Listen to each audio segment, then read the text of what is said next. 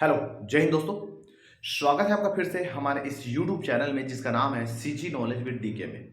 Okay, आज हम जो है छत्तीसगढ़ मुख्य परीक्षा मतलब छत्तीसगढ़ पीएससी की जो मुख्य जो परीक्षा है, जिसमें हम मुख्य परीक्षा में पेपर नंबर जो 7 है और वो पेपर नंबर जो 7 है प्यारे बच्चों, वो बताता है कौन सा आपका जो अंतरराष्ट्रीय जो आपका जो संगठन है, मतलब बहुत सारे देशों का जो संगठन है ना, वो आपके सिलेबस में मेंशन किया गया है। तो उसी संगठन में आज हम लेकर आए हैं कौन सा आपका सार्क, मतलब जिसको हिंदी में हम बोलते हैं कौन सा आपका दक्षेस इसको बोला जाता है। ठीक है जी। तो सार्क क्या है, क्या इसके सिद्धांत है, क्या इसके उद्देश्य है, इसे गठन करने के पीछे क्या ऐसे कहानी है, और साथ ही साथ भारत के लिए क्या इंपॉर्टेंस रखता है, क्या सार्क का गठन होना वास्तविक रूप से सही है या नहीं है, या अगर है तो ये किन उद्देश्यों को पूर्ति कर चुका है, किन उद्देश्यों की पूर्ति नहीं कर चुका है, इसकी हम बात करेंगे कौन सा आज के इस वीडियो लेक्चर में। उसके अलावा आजकल जो घुमावदार जो क्वेश्चन पूछे जा रहे हैं, जैसे कि इनके उद्देश्यों की विवेचना कीजिए, समीक्षा कीजिए, समझ रहे हैं बात को, समझ। तो ऐसा है, तो अगर मान के चलो पेपर में पूछा जाता है कि सार्क के उद्देश्यों की समीक्षा कीजिए, 2 नंबर या 4 नंबर का क्वेश्चन पूछता है, इसका ये मतलब नहीं कि धड़ धड़ धड़ धड़ पूरा उद्देश्यों जाके ठूस दे वहां पर, इसमें आपका नंबर खत्म है। पूछ क्या रहा है और क्या आप गोद रहे हो, ये आपको याद रखना बहुत जरूरी है। ठीक है जी। तो इसलिए तो यहां पर आज के हम जो वीडियो है इसमें पूरा कंप्लीट सार्क के बारे में देखेंगे, इसके बाद आपको देखने की जरूरत नहीं पड़ेगा। ठीक है, तो चलिए शुरू करते हैं, समय नहीं गंवाते। ओके जी, तो देखते हैं कौन सा आपका सार्क। ओके, क्या है आपका सार्क। देखो, सार्क की अगर बात करें तो पेपर में कभी कभी फुल फॉर्म भी पूछ देते हैं, है ना, तो इसको देखेंगे। तो सार्क का मतलब क्या होता है, सार्क मतलब SAARC। सार्क का मतलब होता है द साउथ एशियन या द साउथ एशिया, मतलब दक्षिण जो एशिया है, क्योंकि हमारा जो भारत है वो एशिया महाद्वीप में आता है, तो हमारा भारत ही नहीं बहुत सारे देश आते हैं। तो जो साउथ जो एशिया है उसमें आने वाले जो देश है उनका एक संगठन है। ठीक है, तो फुल फॉर्म है सार्क का the south Asian association for, है ना, कई लोग ऑफ लिखते हैं तो गलत है, वो कट जाएगा आपका नंबर, फॉर है वो, the south Asia association for regional cooperation, ये इसका फुल फॉर्म है, यहां पर लिख चुका हूं मैं, है ना, the south Asia association for for regional क्या है आपका कोऑपरेशन, ये इसका फुल फॉर्म है इंग्लिश में। लेकिन अगर हिंदी में अगर फुल फॉर्म बोले दक्षेस, तो इसका मतलब है आपका दक्षिण एशियाई क्षेत्रीय सहयोग संगठन, है ना, मतलब साउथ एशिया दक्षिण एशियाई एसोसिएशन, एसोसिएशन का मतलब होता है संगठन। ओके, फॉर रीजनल मतलब होता है क्षेत्रीय, कोऑपरेशन मतलब आपका सहयोग। तो ये हो गया आपका हिंदी में इसका फुल फॉर्म, इसी को शॉर्ट में बोलते हैं आपका दक्षेस। अगर दक्षेस क्या है तो आपको बताना है कि दक्षेस आपका ये है। ठीक है जी। इसका जो मुख्यालय है ये कहां है, तो इसका मुख्यालय जो है नेपाल की राजधानी कहां पर है आपका काठमांडू में, याद रखना इसका मुख्यालय है। ठीक है जी। अब देखते हैं इसकी स्थापना हुआ 8 दिसंबर 1985। इससे पहले आपको इसके पीछे की कहानी जानना जरूरी है। हुआ यह है कि बात है कौन सा आपका 1970-71 के पहले, 1970 जो 71 के समय जो बांग्लादेश के जो उस समय के जो राष्ट्रपति थे, है ना, जिसका नाम था जियाउर रहमान, इसने एक विचार किया, इसने एक सोचा कि क्यों ना हम क्या करें, आसपास के जो देश हैं, है ना, जो दक्षिण एशियाई जो देश है, इनके बीच क्या करेंगे, एक संगठन की स्थापना कर दे। केवल विचार लाया, लेकिन वास्तविक रूप से इंप्लीमेंट ऐसा हुआ नहीं है। समय बीतते गया और बात हुआ कब आपका 1980 और आपका 81 में। 1980-81 में जो साउथ एशिया के जितने भी जो देश हैं, मतलब ये वाले, है ना, जो अभी जिसके मिलकर एक गठन हुआ है, उनका एक सम्मेलन होता है 1981 में। जो विदेश सचिव हैं उनका सम्मेलन होता है, उनका एक मीटिंग होता है, समझ लो कहां पर, कोलंबो में। कोलंबो कहां है आपका, पता है कहां है आपका, श्रीलंका में। तो वहां पर इनका क्या होता है, आपका मीटिंग होता है, और वहां पर बोलते हैं कि हम क्या करेंगे, एक संस्था का, एक संगठन का क्या करेंगे, आपका गठन करेंगे। और इसी तरह से 8 दिसंबर 1985 में 7 देशों के साथ, 7 देश ना याद रखिएगा, अभी करंट में 8 देश है, लेकिन 7 देश के साथ अस्तित्व में आया कब, 8 दिसंबर 1985 को, ये डेट को याद रखना है।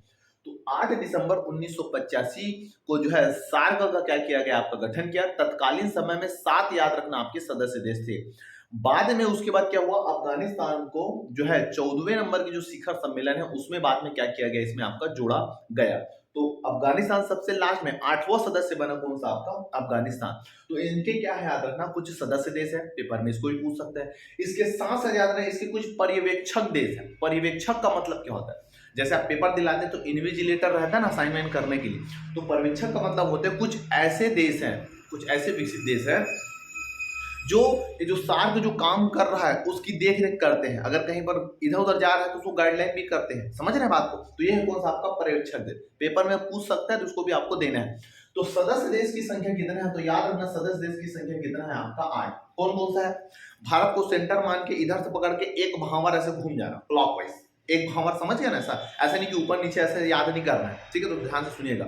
ओके, जैसे ये मान के चलो भारत है, यहाँ पर श्रीलंका, मालदीव, पाकिस्तान, अफगानिस्तान, नेपाल, भूटान, बांग्लादेश और कौन सा आपका भारत। समझ आया बात? ओके, तो श्रीलंका, मालदीव, भारत, पाकिस्तान, अफगानिस्तान, नेपाल, भूटान और कौन सा आपका बांग्लादेश। ये 8 याद रखने इसके सदस्य देश हैं और 9 याद रखने इसके क्या है आपका पर्यवेक्षक देश है। कौन कौन है ना जी? तो ये आपका ऑस्ट्रेलिया है, चीन है, यूरोपीय संघ है, जापान है, ओके, ईरान है, मॉरिशस है, म्यांमार है, दक्षिण कोरिया है और एक है कौन सा आपका यूएसए। तो इतने इनके क्या है आपका पर्यवेक्षक देश है, ठीक है? तो ये हो गया आपका बेसिक आपका चीज, ठीक। अब तो जब कोलंबो में इनका क्या हुआ था, कोलंबो में जब ये सम्मेलन बुलाया गया था, कोलंबो में जब विदेश सचिव आया वहां पर बोले कि हम क्या करेंगे, सार्क का गठन करेंगे। तो उस समय उन देशों ने क्या किया गया कि सार्क का एक चार्टर तैयार किया गया। चार्टर में कुल 9 विषय को डाले गए जो महत्वपूर्ण है। 9 चार्टर का मतलब क्या होता है? एक नियम और कानून का एक दस्तावेज होता है कि इस नियम के तहत ऐसा ऐसा हम करेंगे। तो वो जो 9 जो थे उसमें क्या था? उसमें कृषि थे, उसमें ग्रामीण विकास थे, उसमें विज्ञान, प्रौद्योगिकी, कला, संस्कृति, समझ रहे? ऐसे बहुत सारे 9 जो मुद्दे थे उसके विचार किया गया और बोले कि हम इन क्षेत्रों में सभी देश मिलकर क्या करेंगे, कार्य करेंगे। ठीक है जी? तो ये जो चीज है इसी उद्देश्य को लेकर क्या हुआ था आपका, इसका गठन किया गया था। किसका? आपका दक्षेस का। ठीक है, अब हम देखते हैं इनके क्या क्या सिद्धांत है उसको अपन देखेंगे। ठीक है जी? तो सबसे पहले इसका सिद्धांत, किस सिद्धांत पर काम करेगा? ये सिद्धांत इसका ऐसा था कि ये क्या करेंगे, दूसरे देश के आंतरिक मामलों में कोई इंटरफेयर नहीं करेगा। अगर भारत के आंतरिक मामले में ऐसा मामला जो केवल उस देश के अंदर बॉर्डर तक ही सीमित है उसमें कोई इंटरफेयर नहीं करेंगे। लेकिन अगर कोई मुद्दा उस देश से बाहर है और उस मुद्दे के कारण बाकी और देश में अगर इफेक्ट पड़ रहा है तो उसमें हम क्या करेंगे, इंटरफेयर करेंगे। समझ रहे बात को जी? तो आपका ये सिद्धांत इसी सिद्धांत पर काम करता है। तो उसका सिद्धांत है संप्रभु समानता, क्षेत्रीय अखंडता, राजनीतिक स्वतंत्रता, है ना, राजनीतिक स्वतंत्रता व राज्यों के आंतरिक मामलों में, है ना, राज्यों के आंतरिक मामलों में क्या है आपका गैर हस्तक्षेप, मतलब आंतरिक मामलों में अपन हस्तक्षेप नहीं करेंगे। उसके अलावा अगर कोई द्विपक्षीय मामला है ना जी, उसमें भी हम इंटरफेयर नहीं कर सकते, है ना। तो अन्य द्विपक्षीय व बहुपक्षीय सहयोग का विकल्प ना होकर उसका क्या होना, आपका पूरक होना। तो ये इसका क्या है आपका सिद्धांत है। पेपर ने पूछ दिया तो ठोक सकते हो। ठीक, अगला हम देखते हैं इसका उद्देश्य। देखो इसका जो उद्देश्य है, बताया कि चार्टर बना था, तो उनके याद रखना जो चार्टर है ना, उनके याद रखना जो चार्टर है उस चार्टर के याद रखना आर्टिकल जो आपका 1 है, 1, उस आर्टिकल 1 में याद रखना इसके उद्देश्यों के बारे में बताए गए थे प्यारे बच्चों।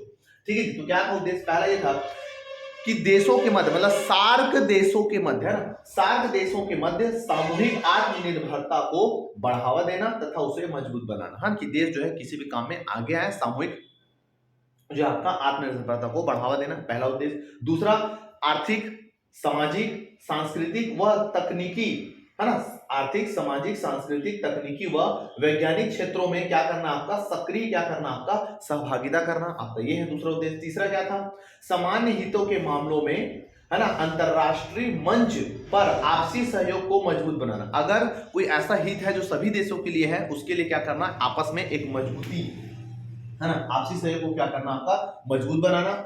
दूसरा चीज क्या है? दूसरा अगला जो है क्षेत्र में, मतलब सार्क देश के क्षेत्र में स्थिरता, शांति, सद्भावना व प्रगति को क्या करना आपका, प्रोत्साहित करना। पर्यावरण व मानवाधिकार संरक्षण को क्या करना आपका, बढ़ावा देना। ठीक है जी, ये प्रमुख इनके उद्देश्य है। ऐसा नहीं है कि आपको इन यही इतने ही उद्देश्य, बहुत सारे हैं, लेकिन पेपर में भैया थोड़ा दिमाग लगाइए। एक ओके, सॉरी, एक कनेक्ट डिस्टर्बेंस। हाँ, तो हम कहाँ थे? हम थे यहाँ पर आपका उद्देश्यों को लेकर। देखिए पेपर में जो उद्देश्य है याद रखना, ये 2 नंबर या 4 नंबर में इतने कम लाइन होते हैं ना कि आप अगर गाढ़ा कर अगर पढ़ के जाओगे ना तो लिख नहीं पाओगे। इसलिए कम से कम 5 पॉइंट को अगर अच्छे से पढ़ लिए, उसके अलावा लगता है कि और जगह है और लिखना पड़ेगा मेरे को, तो थोड़ा सा दिमाग लगाइएगा, कृषि के बारे में, ग्रामीण विकास के बारे में कुछ ऐसे थॉट जो है आप सोच के लिख सकते हो। ऐसा मत सोचिएगा कि केवल जो पढ़े हैं उसी के भरोसे जाएंगे लिखा जाएगा, ऐसा नहीं। आपका दिमाग वहां पर चलना चाहिए कि आप सोच किस तरीके से रहे, समझ रहे। हो सकता है तो सिद्धांत को भी कुछ वर्ड को चेंज करके आप उद्देश्य में लिख सकते हैं। ऐसा थोड़ी कि जो उद्देश्य दिया उसी को ठूसना जरूरी थोड़ी है सर, समझ रहे हैं बात को जी। ओके, तो आपका ये है, ठीक, तो आपका उद्देश्य। अब देखते हैं कि सार्क के कौन कौन से अंग है, ये सार्क काम कैसे करता है। तो सार्क के याद रखना, एक है कौन सा आपका वार्षिक सम्मेलन होता है। वार्षिक सम्मेलन में आपने सुना होगा जिसको सार्क शिखर सम्मेलन आपका बोलते हैं। पेपर है प्री में, यहाँ से क्वेश्चन आपका पूछते हैं। तो एक शिखर सम्मेलन होता है प्रत्येक जो आपका देश में जो सदस्य देश है, ठीक है जी। उसके दूसरा चीज है इसके आपका सचिवालय। सचिवालय मतलब जितने भी देश के जो विदेश सचिव है वो वहां पर क्या करते हैं आपका बैठते हैं, वो क्या कहलाएंगे आपका सचिवालय। उसके अलावा याद रखना आपका क्या होता है आपका स्थायी, इसका याद रखना क्या होता है आपका समिति होता है, जो सार्क के उद्देश्यों की पूर्ति को लेकर बीच बीच में क्या करते हैं आपका मॉनिटरिंग करते हैं। उसके अलावा होता है अगला है आपका चौथे नंबर में आपका मंत्री परिषद। देखिए जितने भी जो विदेश सचिव है वो साल में 6 महीने के लिए याद रखना इस मंत्री परिषद के सदस्य बनते हैं और वो क्या करते हैं आपका निर्णय लेते हैं सार्क के उद्देश्यों की पूर्ति करने के लिए, या नए जो कुछ ऐसे चीज है जो उसको शामिल करना चाहिए उद्देश्यों में उनको भी क्या करते हैं शामिल करते हैं। समझ रहे हैं बात को जी, आपका ये हो गया। उसके अलावा याद रखना आपका तकनीकी समिति। तकनीकी समिति का मतलब ये होता है कि जो टेक्नोलॉजी के क्षेत्र में कुछ अगर आयाम है, कुछ ऐसे काम करना है, वो लेते हैं आपका ये। तो मुख्य रूप से अंग से क्वेश्चन ऐसे नहीं पूछ सकते, लेकिन अगर पेपर में लफा झप्पा आ गया तो आपका जो पेज है वो खाली मत रहा है। समझ रहे हैं बात को? ओके, तो आपका ये हो गया, ठीक। अगला आता है कौन सा निकाय, और यहां से पेपर में क्वेश्चन पूछ सकते हैं, ठीक है जी। निकाय यहां पर मैं शॉर्ट में बता रहा हूं, देखो निकाय में 3 है याद रखना। एक है कौन सा आपका एसडीएफ है, एक है आपका साप्टा और एक है आपका साफटा। साप्टा साफटा, ठीक है। एसडीएफ का मतलब होता है SAARC development fund. Okay, SDF का मतलब होता है सार्क डेवलपमेंट फंड। सार्क देशों के जितने भी सदस्य हैं वहां पर गरीबी, अशिक्षा, बेरोजगारी, भूखमरी, इसको दूर करने के लिए क्या करते हैं जो सार्क देश हैं वो एक विकास फंड का क्या करते हैं गठन करते हैं, ताकि समय आने पर किसी देश को अगर मदद की जरूरत है तो इस जो सार्क विकास जो कोष है वहां से हम क्या कर सकते हैं उन देश को मदद कर सकते हैं। तो ये है कौन सा आपका एसडीएफ। अब देखते हैं जो मोस्ट इंपॉर्टेंट है साप्टा और आपका साप्टा। साप्टा और साप्टा पेपर में अंतर भी पूछ सकता है, कुछ भी पूछ सकता है, या क्या भूमिका है सार्क में साप्टा का, ठीक है। देखो तो जो साप्टा है, साप्टा का फुल फॉर्म क्या है? साप्टा का फुल फॉर्म है साउथ एशियन या south Asia preference trade agreement. Full form को याद रखिएगा। ओके, साप्टा। साप्टा को लाया गया था कब आपका 1995 में, 1995 में साप्टा का गठन किया गया था। साप्टा का गठन ये किया गया था कि सार्क के जितने भी जो सदस्य देश है वहां पर क्या करेंगे, मुक्त व्यापार हेतु एक संधि, एक समझौता के लिए याद रखना इसको आपका लाया गया था। और इसी साप्ता के तहत है ना, मतलब जो सार्क देशों के मध्य जो बिजनेस है, जो व्यापार है, वो किसी भी तरीके से प्रभावित मत हो, है ना जी। समझ रहे बात को? आपका ऐसा है। तो जो साप्ता है, इसी साप्ता के तहत याद ना साप्टा का क्या किया गया था आपका गठन किया गया था। साप्टा का फुल फॉर्म क्या है? साप्टा का फुल फॉर्म है south Asia free trade association है। ये एग्रीमेंट है, आपका एसोसिएशन है, ठीक है। तो इसको याद रखिएगा। ओके, अब साप्टा इसको लाया गया था आपका 2006 में, इसको लागू किया गया था। इसका यह है कि सार्क देशों का मत जो व्यापार है उसमें जो देखो, अब एक देश से कोई भी सामान अगर दूसरे देश में जा रहा है, जैसे मान के चलो भारत से कोई सामान अगर अफगानिस्तान में जा रहा है या श्रीलंका में जा रहा है या भूटान, बांग्लादेश कहीं भी अगर जा रहा है, तो वहां पर जो व्यापार संबंधित जो टैक्स जो लगता है वो टैक्स को क्या करना है, बहुत ही कम करना है। शुरू में 5% था और अभी आ रहा है कि 0%। मतलब जो टैक्स लग रहा है इनको, है ना, इसे देखो फ्री, है ना, फ्री ट्रेड, फ्री मतलब मुक्त व्यापार क्या है आपका एसोसिएशन है। तो जो व्यापार है उसमें जो टैक्स जो लगते हैं उसको कम करने के लिए ना साप्टा लाया गया था, ठीक है। तो उम्मीद करता हूं कि साप्टा और साप्टा आपको समझ में आ गया है, ठीक। ओके, अगला देखते हैं सार्क का क्या महत्व है। सार्क का भारत के लिए, इसके साथ से ज्यादा विश्व के और जो अन्य देश है उनके लिए क्या महत्व है, इस संगठन का बाकी संगठनों से क्या महत्वपूर्ण है। तो पहला चीज देखो, इसकी अगर बात करोगे तो जो विश्व की जो अर्थव्यवस्था में लगभग जो है 3.8%, लगभग 4% की क्या है आपका हिस्सेदारी ये है आपका देता है, ठीक है जी। दूसरा चीज, मुक्त व्यापार क्षेत्र स्थापित किया। वही है मुक्त व्यापार क्षेत्र, मतलब एक देश का दूसरे देश में अगर सामान अगर जा रहा है, केवल सार्क देशों में ना, ठीक है। तो ये मुक्त व्यापार क्षेत्र स्थापित किया, ये कहीं ना कहीं इसकी इंपॉर्टेंस है। दूसरा, आपसी व्यापार को बढ़ावा देने के लिए साप्टा का गठन किया गया, समझ रहे हो आपका वही है, ठीक है। सार्क खाद्यान्न भंडार निगम, सार्क खाद्यान्न भंडार निगम, ठीक है जी, जो सदस्य देश हैं उसमें गरीबी भूखमरी को निपटाने के लिए, है ना, या उसके समुचित उपाय के लिए, याद रखना आपका सार्क खाद्यान्न भंडार निगम का क्या किया गया है, आपका स्थापना किया गया है। दूसरा जी, मानव विकास व जलवायु परिवर्तन केंद्र, मानव विकास व जलवायु परिवर्तन जो केंद्र है, इनकी भी याद रखना स्थापना करना इसका एक महत्वपूर्ण है, ठीक है। मतलब इनकी स्थापना में इनका एक पॉजिटिव जो अप्रोच है वो हमको दिखाई देता है, ठीक। अगला, युवाओं को उच्च शिक्षा के लिए, जो युवा है उनके उच्च शिक्षा के लिए याद रखना वर्ष 2010 में नई दिल्ली में याद रखना दक्षेस का क्या किया गया था, आपका गठन किया गया, ठीक है जी। तो आपका ये कुछ पॉजिटिव जो चीज है जो आप लिख सकते हैं। देखिए इसको क्यों बता रहे हैं, है ना, सिद्धांत क्यों बता रहे हैं, पेपर में नहीं पूछता, फालतू क्यों दे रहे हैं, इसको क्यों बता रहे हैं, है ना, या फिर इसको क्यों बता रहे हैं, निकाय को, अंक को, क्योंकि जब तक ये सभी पहलू आप नहीं पढ़ोगे, आप सार्क के उद्देश्य का, इसके सिद्धांत का ना विवेचना कर सकते हैं, ना समीक्षा कर सकते हैं, ना इनके उद्देश्यों का परीक्षण कर सकते हैं। ये सब चीज को जानोगे तभी आप इसका विवेचना या परीक्षण या जो पेपर में जिस प्रकार से क्वेश्चन पूछ रहे हैं उसको आप कर सकते हैं, ठीक है जी। तो इसलिए इसको बताया जा रहा है, ठीक। ये हो गया महत्व। अब देखते हैं इसकी सीमाएं, मतलब सीमाएं का मतलब है कि क्या ये अच्छा काम किया है, क्या ये अच्छा काम नहीं किया है। तो देखते हैं, देखिए सीमाएं मतलब ये है कि सदस्य देशों के मध्य क्या है, आपका आपसी सहयोग का क्या है, आपका अभाव है। जैसे भारत और पाकिस्तान भारत के ऊपर आक्रमण कर देते हैं तो बाकी देश चुप हो जाते हैं, मतलब आपसी उसमें सहयोग नहीं है, समझ रहे हैं बात को आप। ये साझा व्यापार का अभाव है ना जी, भले ही यहां पर याद होना साप्टा गठन कर दिया, लेकिन वो जो है ग्राउंड लेवल में इंप्लीमेंट नहीं हो पाया है ठीक से, ओके। ये हो गया आतंकवाद के मुद्दे पर सहयोग का भाव, जैसे ही बता दिया था। उसके अलावा गरीबी, अशिक्षा, बेरोजगारी, है ना, देखो ये इसके लिए जो है गठन तो किए गए हैं, लेकिन कहीं ना कहीं इसके सार्थक परिणाम अपने को प्राप्त नहीं हुआ है। इसलिए आज भी इन देशों में देखोगे तो गरीबी, अशिक्षा, बेरोजगारी, भूखमरी ये जो है आपका व्याप्त है, ठीक है। तो ये जो है इस पे कोई काम नहीं किया गया। अब देखते हैं कि भारत के लिए क्या भूमिका है या क्या हो सकता है आगे। अगर मान के चलो इनके अगर इतने पॉइंट को अगर पढ़ते हैं तो इनको ये है कि कहीं ना कहीं अन्य जो सदस्य देश हैं, पहली बात तो देखिए भारत ही सबसे बड़ा देश है क्षेत्रफल के हिसाब से, बाकी देखो नानचून है बूटी टाइप के, ठीक। तो कहीं ना कहीं क्या करना चाहिए, जो सार्क देश में और जो देश हैं उनको कहीं ना कहीं क्या करना चाहिए, मेरे हिसाब से है ये, ऐसा नहीं कि इसमें कोई लिखा है ना, जहां तक मैं सोच रहा हूं, जिस तरह से पढ़ रहा हूं, कहीं ना कहीं उनको शामिल करना चाहिए।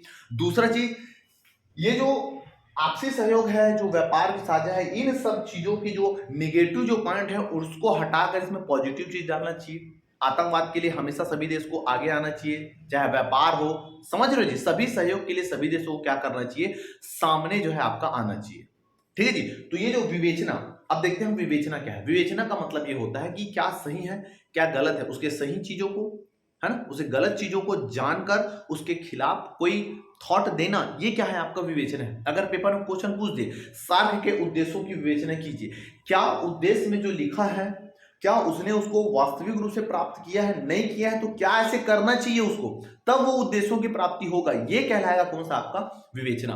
दूसरा होता है समीक्षा।